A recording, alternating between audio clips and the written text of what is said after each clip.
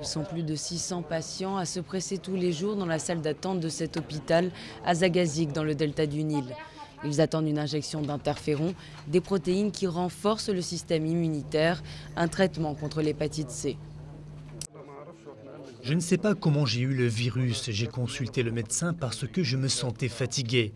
Suite aux analyses, j'ai découvert que je portais le virus de l'hépatite C.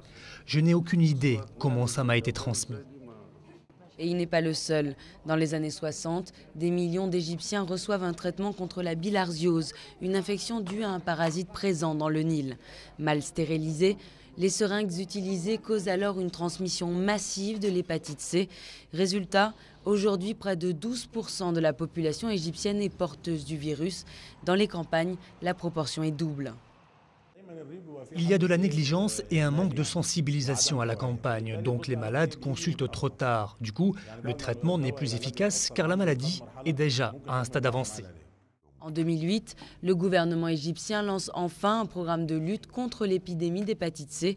Une vingtaine de centres de soins ont été créés dans le pays, dont la moitié dans le delta du Nil, la région la plus touchée.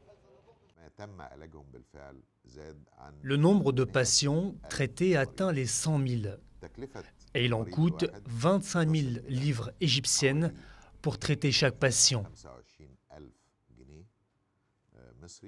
Soit plus de 3 500 €, 10 fois moins cher qu'en Europe, mais le coût du traitement reste l'obstacle majeur à la lutte contre l'épidémie d'hépatite C en Égypte.